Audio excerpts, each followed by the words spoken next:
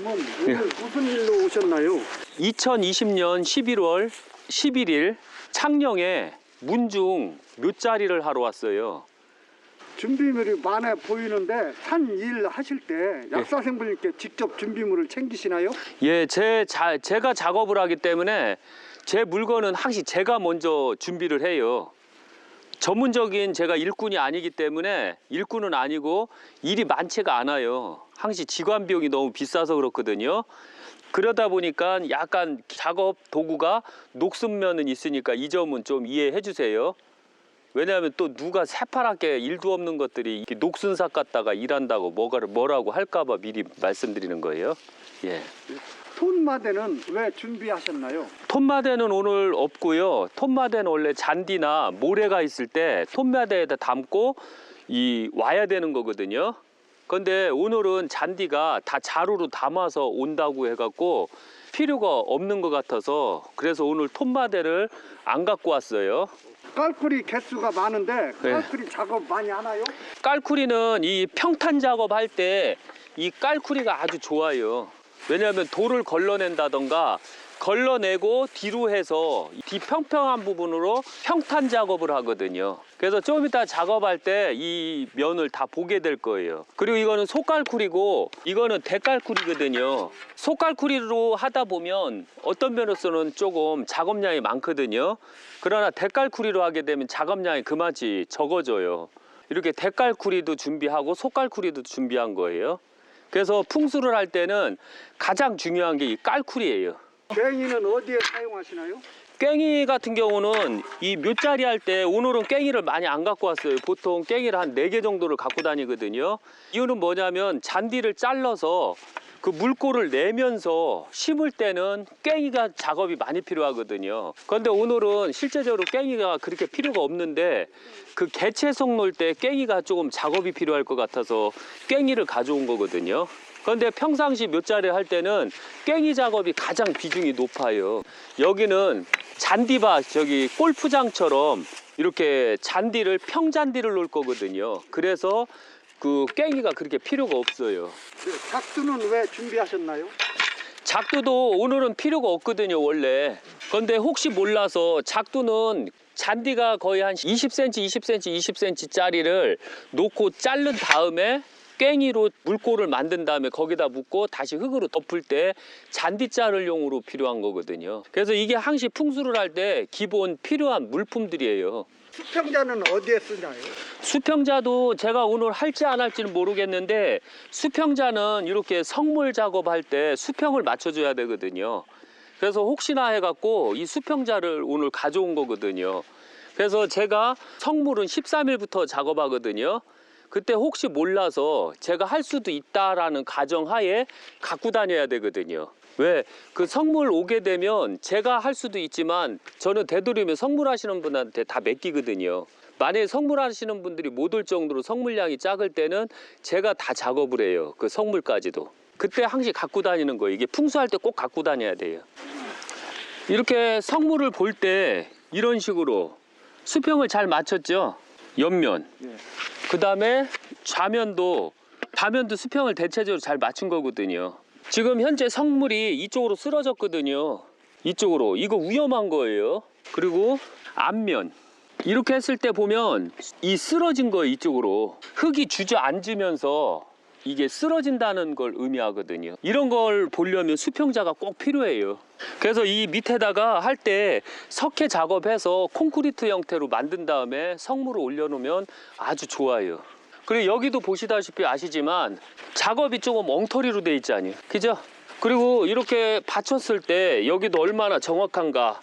보면 이쪽이 좀 내려앉았거든요. 이건 작업할 때 어쩔 수 없어요. 그리고 요 면을 보면 지금 요 앞이가 높아요. 성물 작업할 때 항시 앞이가 좀 낮아야 되고 위가 좀 높아야 돼요. 왜? 물이 앞으로 떨어지게 만들어야 되거든요. 근데 여기는 지금 저 뒤면이 가라앉았어요. 그래서 이런 부분을 조금 생각을 좀 잘 해주셔야죠.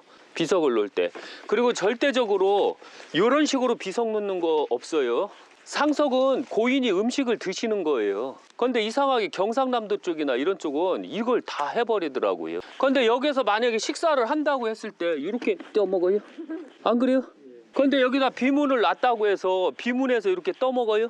말도 안 되잖아요. 그래서 이런 부분을 조금 생각을 해야 된다는 점이죠. 그래서 충청도식으로 할 거거든요. 충청도식은 이게 없어요. 이것도 없고. 그리고 정 가운데 혼유석이 있어서 혼유석에서 앉아서 음식을 드시는 거예요. 그 다음에 향로석. 향로석이 너무 낮아요. 이거를 이쪽으로 딱 붙였어야 돼요. 요까지, 이 끄트머리까지 왔어야 되는데 비석 설치할 때 잘못한 거죠. 그러니까 비석을 놓을 때 비석하시는 분들이 잘 모르는 경우가 많거든요. 그래서 이 풍수를 할 때는 이걸 정확하게 아셔야 돼요. 그리고 또 하나는 요 밑에다 거북이를 놔서는 안 돼요. 왜냐하면 왕가에서도 안 나요.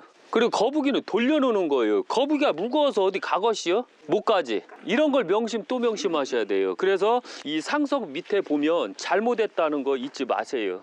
예, 그리고 물이 다 들어가서 여기는 물이 다 저쪽으로 침투 들어가요. 이 밑으로. 여기 보시면 여기에는 모래가 없지요. 근데 여기는 모래가 있잖아요. 이게 물이 쌓였다는 증거예요. 지금도 보시면 물이 있잖아요. 여기 이렇게 흙이 있다는 것은 모래가 있다는 뜻은 곧 물이 고였다는 증거거든요. 그래서 앞으로 그 상석을 놓을 때도 이런 걸 조금 생각을 해야 돼요. 그리고 이게 딱 붙어야 돼요. 근데 이 집안이 내려가다 보니까 상석이 내려가고 하다 보니까 이게 문제가 생긴 거죠. 이 뒤축이 없었으면 벌써 넘어갔어요. 근데 뒤축도 보면 앞으로 쏠렸어. 이게 이렇게 쏠렸잖아요. 이게 봐요. 이렇게. 그죠? 이렇게 되면 안 되거든요. 그러면 여기로 계속 물이 들어가잖아요. 그런데 더 재밌는 건 이 뒤에 혼유석이 이걸 밀어주고 있어요. 밀어주다 보니까 더 안 나가니까 나중에 얘는 깨질 거예요. 돌이 깨지는 경우가 바로 이런 경우에 있어요. 예, 이걸 명심 또 명심하셔야 돼요. 그래서 너무 잘못 넣은 거죠. 소쿠리는 왜 준비하셨나요? 소쿠리 같은 경우는 가장 기본적인 게 잔디를 담아서 나를 목적으로 갖고 다녀야 돼요. 꼭.